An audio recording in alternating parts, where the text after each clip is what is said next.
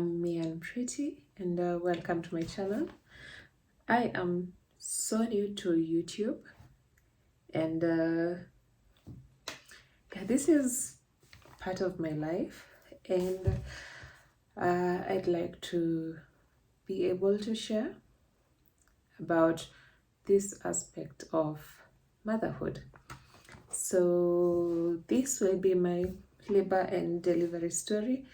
When I was pregnant, I watched a lot of this. I watched in the morning, at night, through the night. And there's a way in which if you watch too much of something, it just pops up on your feed because you have the pregnancy apps, you have the search, the Google search and stuff. So every single time I had a lot of video recommendations for pregnancy. I had a lot of a lot of things going on concerning labor, delivery, pregnancy from other people, and I enjoyed watching it. I enjoyed the positive aspect of watching such stories. I enjoyed the empowering aspect of it. I learned new stuff along the way. So this is my third pregnancy. So I had my first, my second, and my third.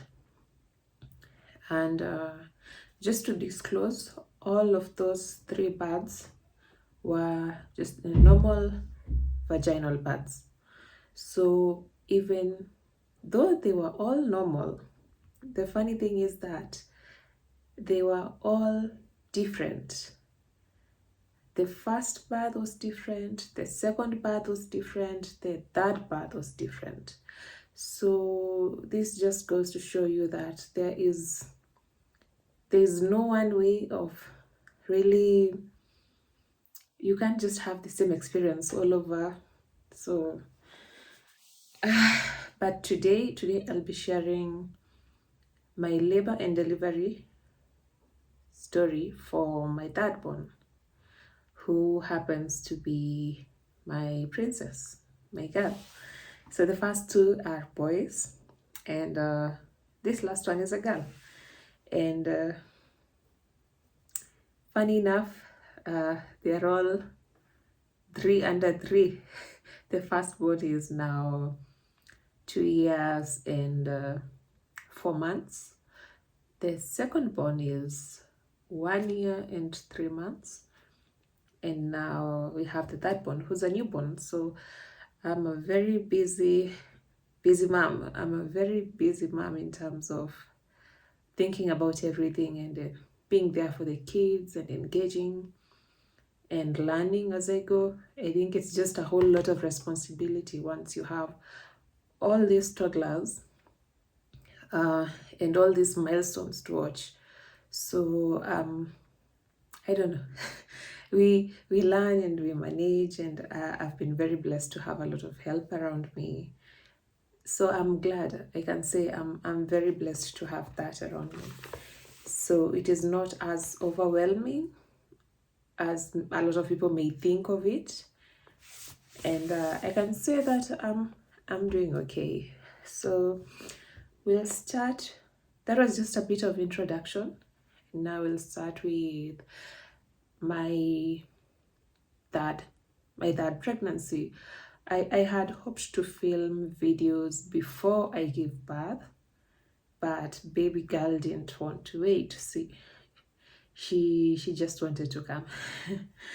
Anyway, I'll just continue with the videos that I had intended, the labor and delivery story being one of them. Hospital bag, I think we'll just have a review, I'm sorry.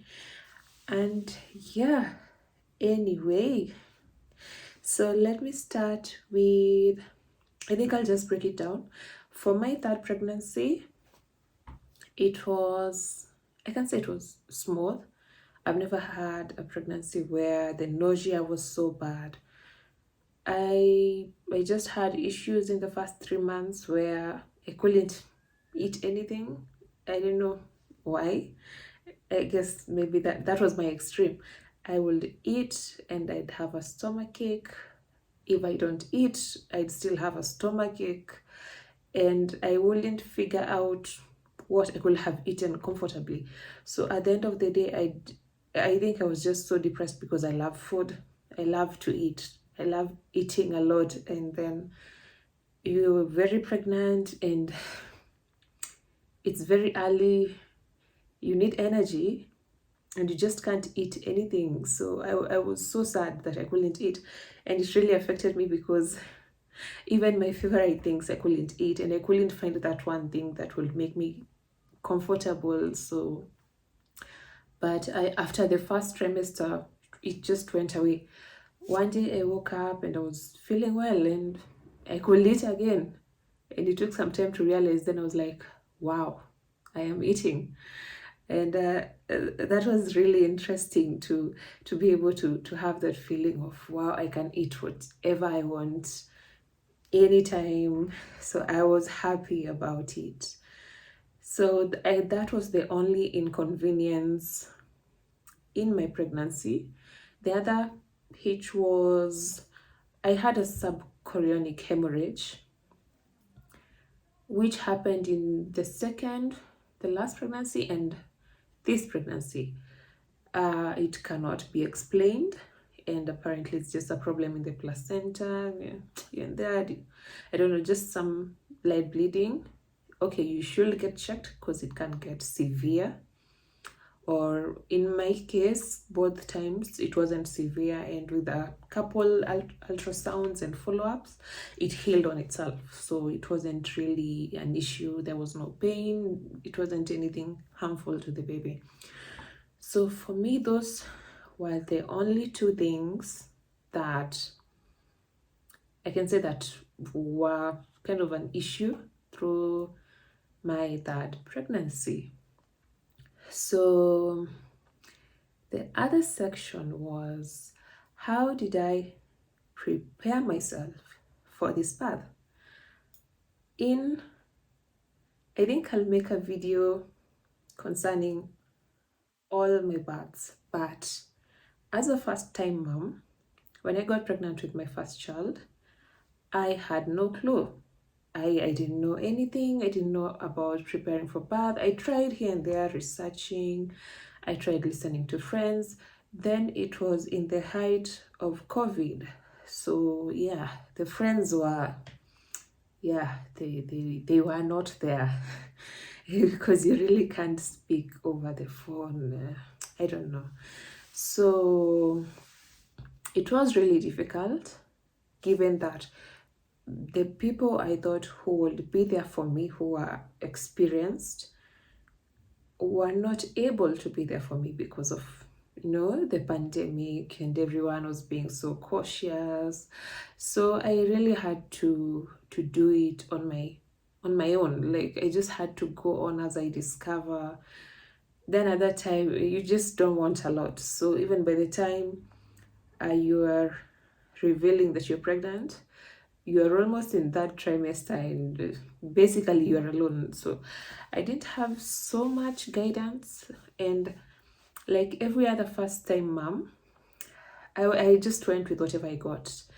You come here with a traumatizing story, I pick up from it and I run with it. You come here with, oh, this and this happened, I just pick it up and I go with it. So it wasn't I really didn't have focus on what I wanted for my birth. I just ran with whatever came, and I was so unprepared for that delivery, and that's another story. So the second time, I realized that, oh, I wasn't prepared the first time. So this second time, I will prepare. So the second time, I took some Lamaze classes here and there, but I was disappointed. It wasn't the Lamaze I was hoping for. Instead, what they were offering, it was like a birthing class or something, of which it's like they were trying to demystify the biology of birth. It wasn't the Lamar's, it didn't stand on the Lamar's principles, which are listed there below. So it didn't really have a connection with Lamar's, but it was called Lamar's.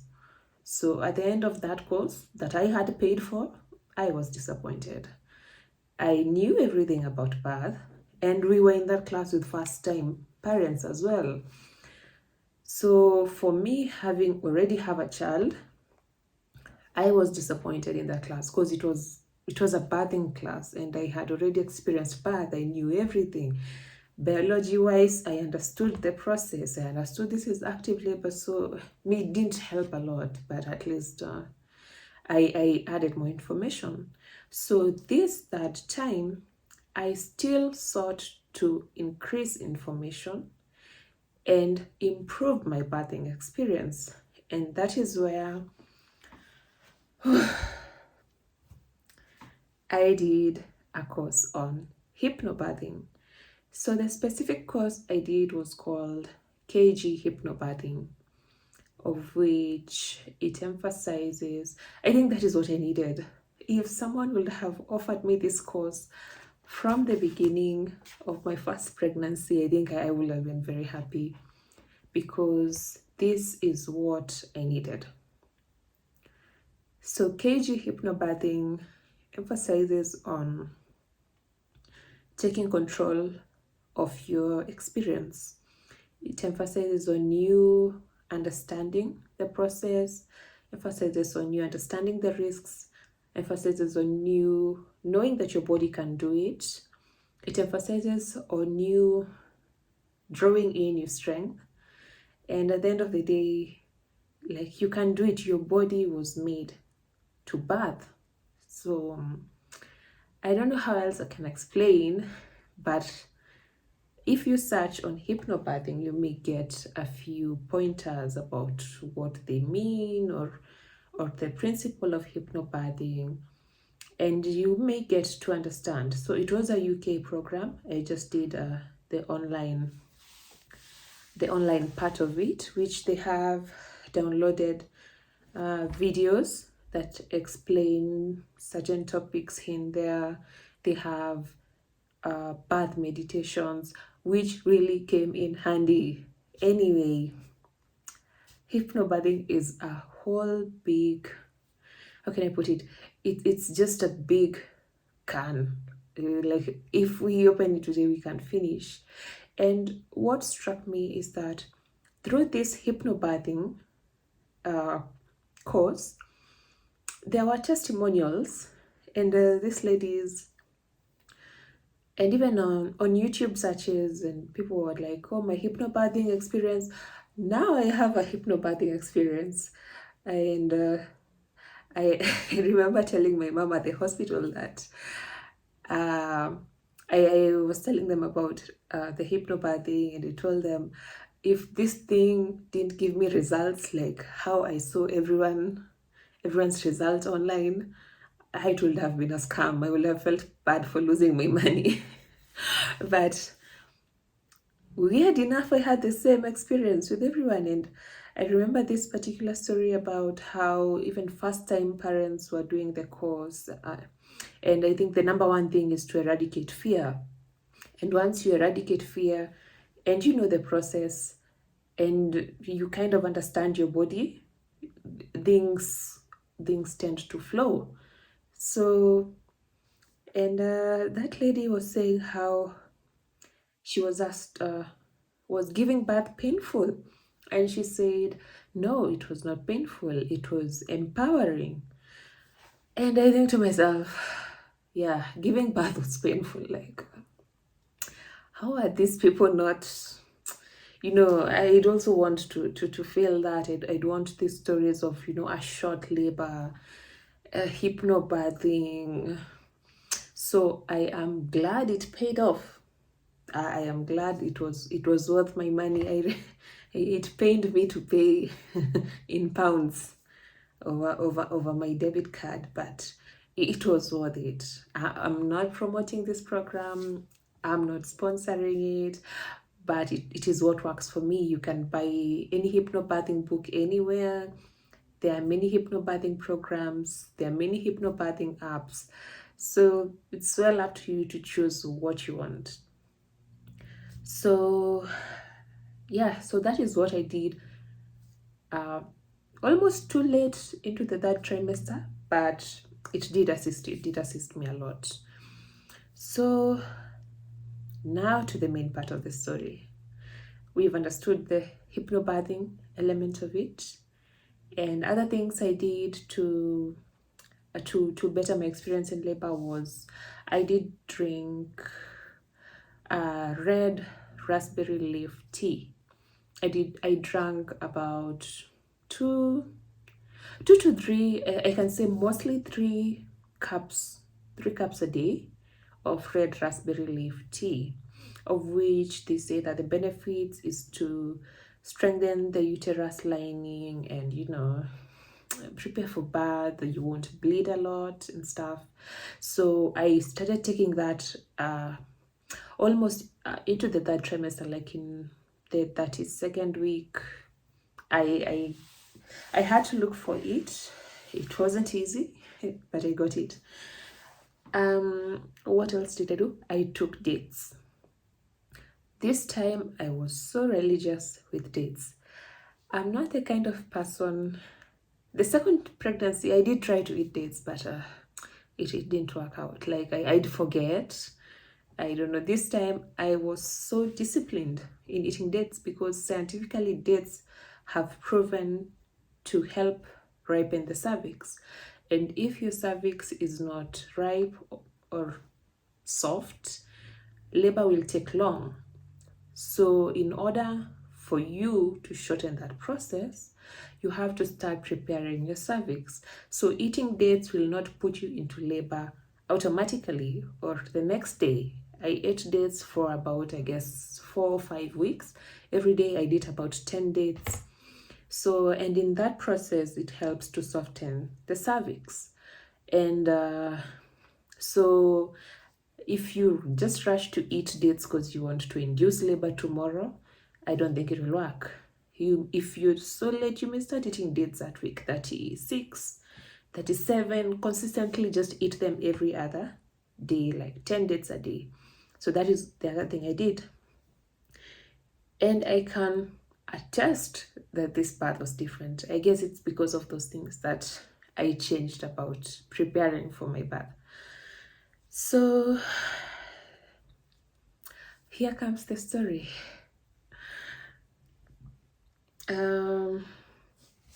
So my contractions, let me start by, I was 30 what weeks? 37, 1 day, 2 day, 3 day. It was 37 weeks and 4 days. It was on a Saturday, and that morning we woke up. It's TMI, but then again, it's a delivery video. So if you're easily disgusted or anything, just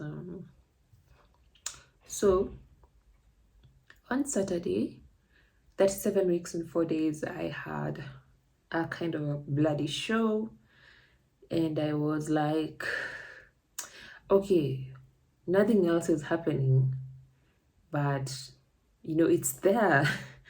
So I was like, I told my husband, let's just see how it goes, because I had visitors that day, and I really didn't want to start panicking or anything. So what I did was I just went along with my day. I hosted my visitors, went about my day. In the evening, I told my husband, okay, this baby is definitely close, but there are no other signs. It's just the bloody show. There's no contractions. The Braxton Hicks were there as normal, but nothing more. So we just relaxed. On Sunday, nothing. So Sunday night, we just went to sleep as usual. And at 3 a.m., I woke up from some cramping and contractions. contractions. So at 3 a.m. I woke up, and because I was afraid of false labor, all this preparation tells you, take your time. If you are in early labor, take your time, be comfortable at home as you wait for the contractions to progress. So I was like, okay, I had my bathing ball, is it yoga ball, in my bedroom. And my husband was in the living room.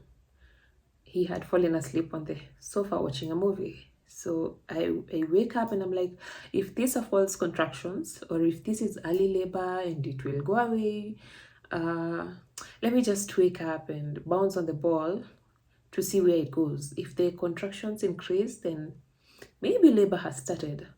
If the contractions start going down, or I'm like, okay.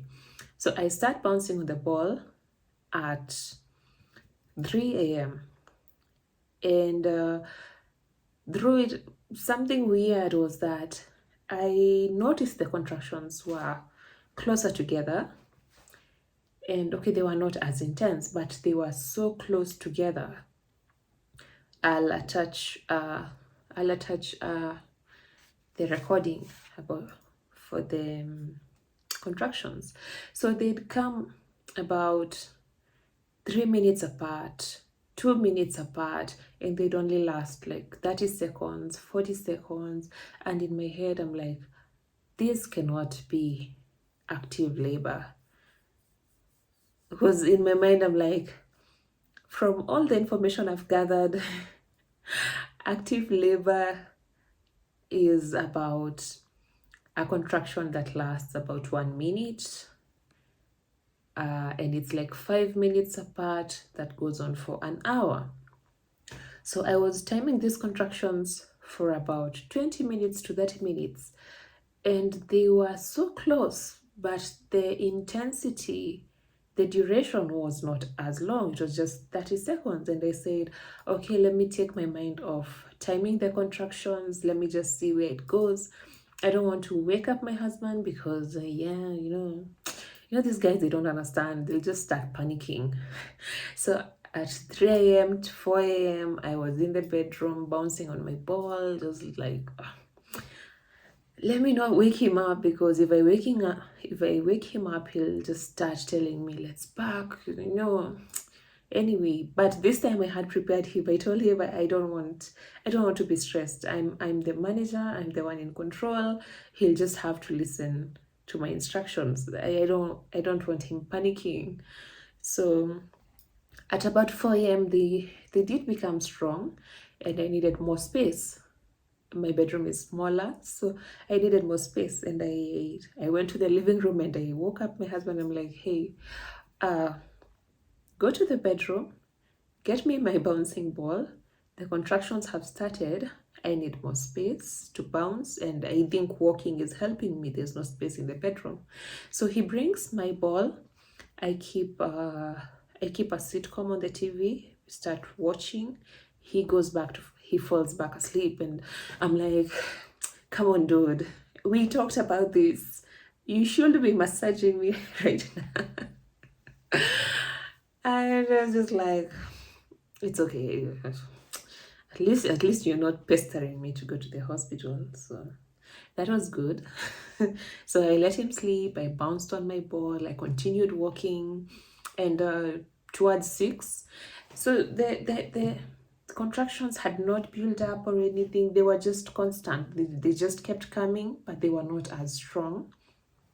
And every time they'd come, I'd use the breathing technique through labor, which is called the J breathing. So that is what I'd use. And I realized I woke up early, and I'm feeling kind of sleepy. We had decided that we'd go to hospital at 6:30 a.m. We just sat down and say 1 hour we'll have done this, 2, 3, 4 hours. Okay, in 5 hours we can go to hospital or something. And then the issue was the distance. So it hit me that we are going to have this baby in the morning, and we have to deal with Nairobi traffic to get to the hospital. And I live on Thika Road. And that aspect kind of, worried me, like, how will we manage? Thika Road is crazy, and we are going to the hospital in the morning. I wish it was at night. I wouldn't maybe have worried about it, but it didn't affect anything so much. So I went back to sleep, and when a contraction come, I just wake up and be like, then go back to sleep, because I was so sleepy in a way. I wasn't so tired because I had have slept in the Sunday. I had slept, but anyway, I was just, my eyes were just heavy. So I woke up at 7 a.m. That was like an hour of resting. So I woke up at 7 a.m. and I'm like, no, we need to go to hospital because, okay, the contractions are not so bad. But in my head, I'm like, the traffic will get us. And I'm not a fan of that. And the hospital was an hour away. And I can imagine there's traffic. I don't know. It messed me up. But it's good because I didn't relax. I could have had the baby at home. So at 7 a.m., I wake up and I tell my hubby, you know what? I think we'll have to start packing things in the car and you wait for my signal. I told him, you know what? Come, prepare. Everything was packed. And I told him, start packing things in the car, and all we have to wait for now is my signal to go, because I felt as if the contractions were not strong enough to send me to hospital. So I was like, I'm managing well. Why do I want to go early? I'll give you the signal when we'll have to go. So that is how many hours into labor. It was 3 to 4, that's 1 hour, 4 to 5, 5 to 6, 6 to 7, those are 4 hours. So hubby got in the bathroom to prepare. I got into the guest bathroom. It had a shower jet. So I just wanted to stay there and soothe the contraction because now they were more stronger. And I was like, okay, let me get in the shower to ease in the intensity. Then after that, I'll prepare, then we go. So I spent about like 30 minutes in the shower. Just if a contraction come, I just put the jet on my back. It was really relaxing. I can recommend that if you feel that you're in early labor, and it did help a lot. 1, to pass time, 2, to relieve some of the discomfort. So that happened. 30 minutes in the shower, and I'm like, okay, now it's enough. I'll finish the water or something. The electricity. Like, okay, let me prepare now. We go. And I told him, you know what? Don't forget my bathing ball. Put it in the car, which we didn't even end up using. But it's good I had it. You never know what happens. My number 1 plan was to use it. My second delivery, it came in handy. So I didn't want to risk not carrying it this time. So I carried it. He didn't even deflate it. He just kept the whole thing, in the car. I'm like, okay. So that was about 8 something, maybe 8, because now I had breakfast, I had milk, and I had a protein bar. I think it did help. Like, it tasted bad. It tasted bad, but it helped. It helped. So yeah, it is record worthy. So I had my protein bar and milk at about 8, and I didn't even finish. I was like, no, I think I just had to get out of the house because of traffic, really. So we got in the car, and I remembered, my hypnobirthing classes, I had my birth meditation on my phone. So I kept my headphones and I sat on the back seat. I kind of scooted over and, I listened. And it was, I don't know, I think it really, it did make a difference. I listened to it. I scoot over for like 30 minutes, then turned around and sat down, breathing through the contractions. And also in the meditation, you it's a hypnobirthing meditation. It's you relax your mind, you relax your muscles, because if your muscles are tense, it is also restricting oxygen flow to the baby. It is restricting the baby to go down to your pelvic floor. So my goodness, hypnobirthing helps you relax. It helps you to get to a place of visioning what kind of birth you want. So, and that is what happened. So the total time for the birth meditation was like a whole hour. And for the purposes of reviewing, I won't mention the hospital. I don't have money to take back some of the statements I'll make, because anyway,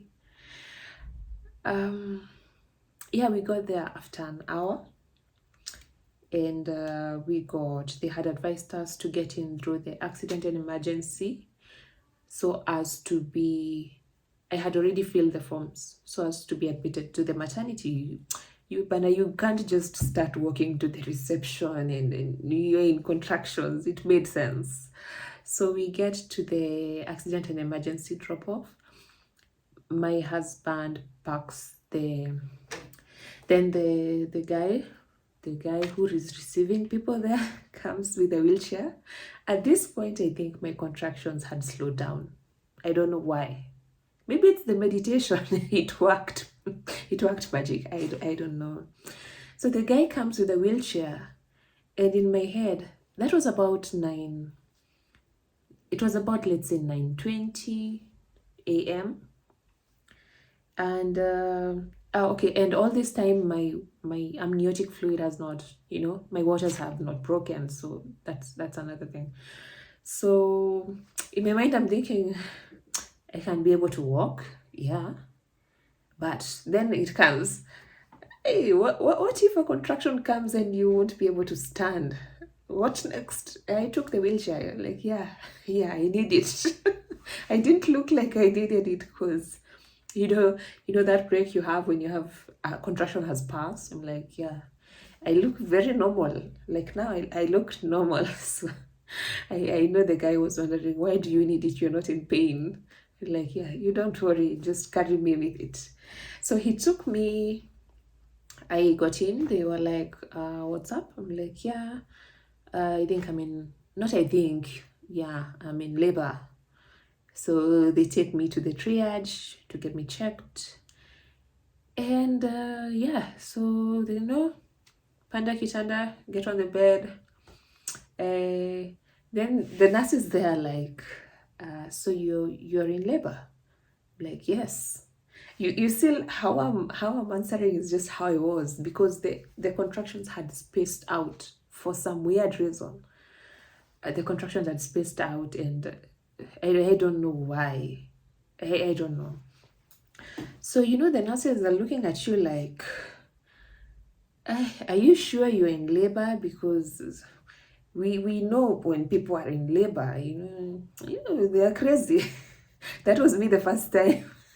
I was your typical woman in the maternity section. That was me the first time. So I kind of understood how they are confused if I'm in labor or not. And I told them, yes, I'm in labor. And then a contraction comes, and I just took a deep breath and breathed through it, and like, yeah. Then they're like, okay, you can tell us when you're ready for us to check how dilated you are. I'm like, good, let this pass. Then then I give them the go ahead. I'm like, okay, now you can measure. And when the contraction ends, you just like, you go back to normal. And they really thought I was maybe in early labor. I don't think they thought I was not in labor. I just think they thought I wasn't as progressed. And lo and behold, I was 8 centimeters dilated. I was even shocked. I was shocked at my body. I was shook.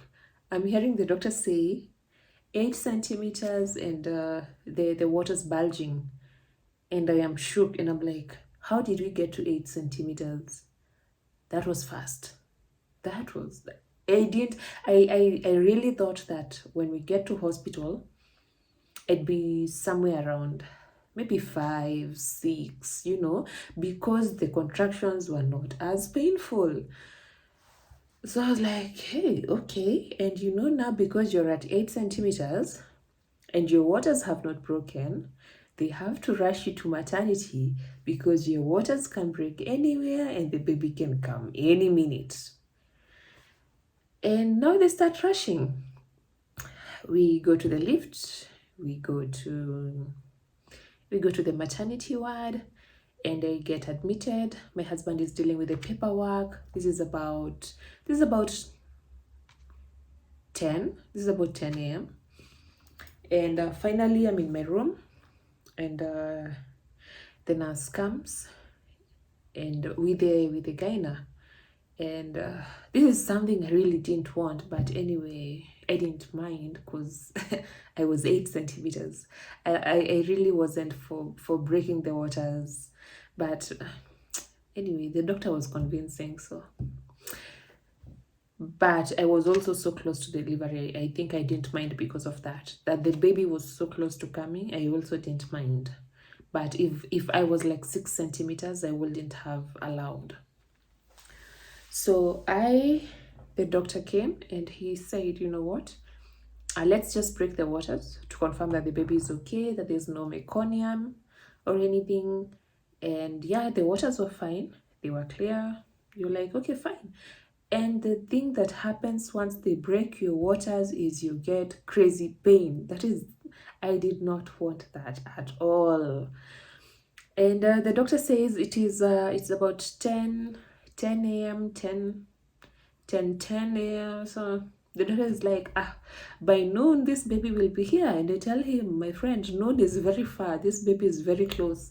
Because from my previous pregnancy, from being told I'm 8 centimeters to being on the delivery bed was less than an hour. So I was like, yeah, this baby is coming now. She won't reach 12 noon. So the nurse went and they started to prepare the delivery tools and stuff. And the next 3 contractions, I was like, no, this baby is coming. Because when the baby's head starts going down, you start getting this urge to poop. And it was there. And I'm like, this baby is coming. So I press the nurse button. She comes. And I tell her, you know what? I get this feeling of wanting to push every time a contraction comes. And she's like, okay, you just get on the bed. And if that feeling comes, you just, listen to your body and push. I'm just like, it's okay. So my husband came. He was with me there. He was on my right, no, left. He was on my left side. And the nurse, and I was disappointed anyway. Okay, the bath was smooth, and the next, I think within the next 4 contractions, the baby came out.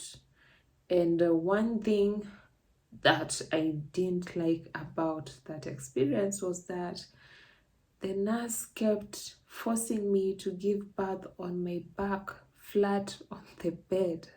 Why? It beats the purpose. And so my husband was there, and I really, I thank God for this guy. He was really my advocate when I really couldn't do anything.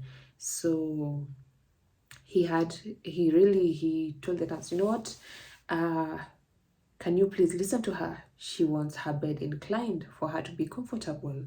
And he went all the way around and, inclined the bed for me. It's emotional.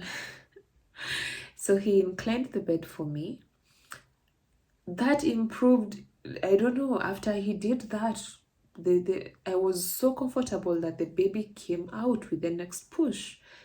And she just came out, her whole body came out. It's not like the head came out, then the body, with that push, she came out like wow. And that was really something I really thank him for. Yeah, I thank him for that, because he really advocated for me at that time. And yeah, so the baby came. Another thing, we don't just say the negative. One thing that I also loved about them is that I had requested that they delay the cord clamping for about 5 minutes, or until the placenta comes out. And they actually respected my request, and they kept the baby on me. The baby was crying. They said, yeah, if the baby is crying and looks healthy, we will delay the cord clamping. There's no rush. But if the baby has an issue, we will just have to just rush to look at the baby. I'm like, it's okay, fine, I understand. Another thing is that I didn't want a cannula inserted in my arm. I don't know. I hate those things. They restrict your arm movement, and the baby is so tiny, and you want to cuddle, or you want the baby to latch, or you want skin to skin, but there is something inside your arm restricting. So they did allow for that. And I told them, in case of an emergency, I will consent to you keeping the cannula, but right now I do not want it at all. And they did respect that. That's good. So that was my delivery story. And so the baby came at 10:25 a.m. That is an hour after us checking into the hospital. So it was a very fast delivery. It was a very, I'll use the word, it was empowering. I can say that I think the only pain I felt was just the pushing, because it's a lot of pressure. Is the pushing? I think the pushing, but the whole experience was not bad. I did not tear at all. And how many hours was this? It was, I think, 6 hours, six and a half hours from when contractions started to when I got the baby. It was that fast. I couldn't believe it. My mom was like, did you want to get the baby in the car or what? I was like, anyway, even getting the baby in the car would have been fine. I had carried a towel in the car just in case. I was prepared. So that was my delivery story. And I'm glad that with each delivery, it has gotten easier. I don't know if it's because they say that with each delivery, it gets easier, or is it that I was prepared mentally, I was prepared physically for each delivery. So that is what happened. So concerning the hospital,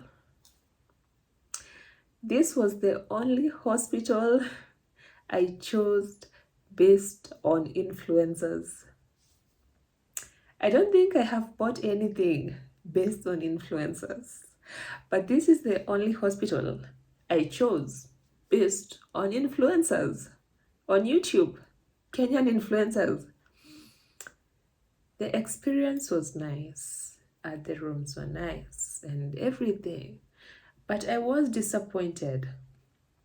What they show on TV, what these influencers show as their experience, don't be fooled that it will be everybody's experience.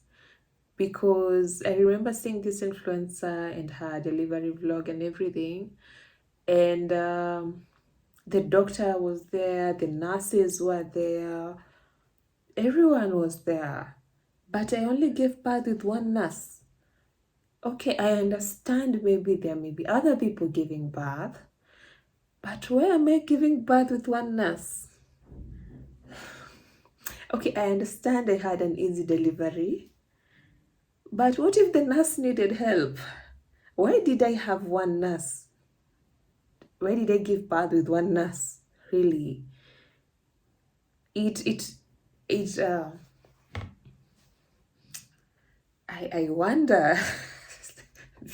Because trust me, my two births, my first birth, my second birth, I even had the gyna, like two nurses. The pediatrician was there to receive the baby, and the pediatrician also had her own nurse. Then now I give birth with one nurse.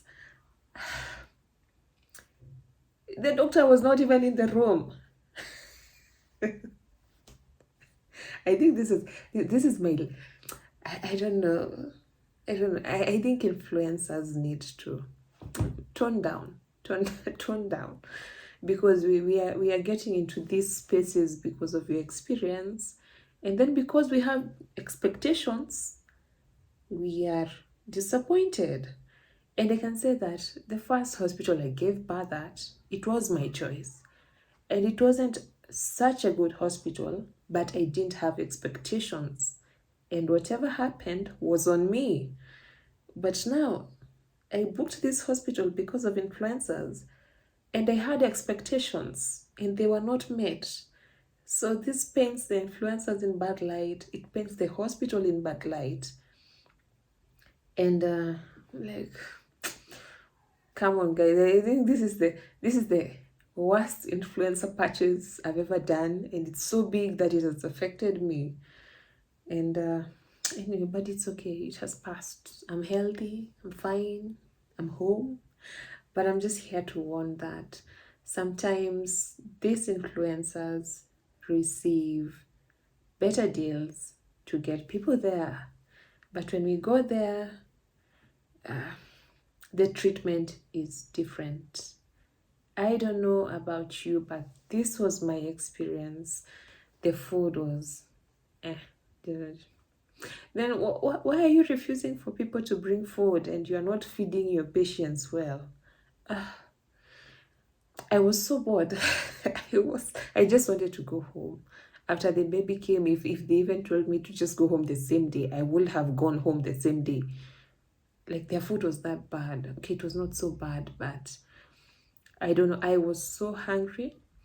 They wouldn't allow anyone to bring you anything. The fruits they gave were just bad. Like, my mom had brought me fruits and you refused for her to come the inside with them. Like, what's your problem? She had fresh fruits. Your fruits from the kitchen was stale. So anyway, I just feel as if I was let down because of that influencer experience, and I had expectation based on this influencer experiences. So when I got there, I was disappointed because of expectations. So yeah, that's something to watch out for. And influencers, just know, because you're known, that you'll receive special treatment. People like us in the demographic who are less known, we will receive normal experience. So it's good to be keen about that.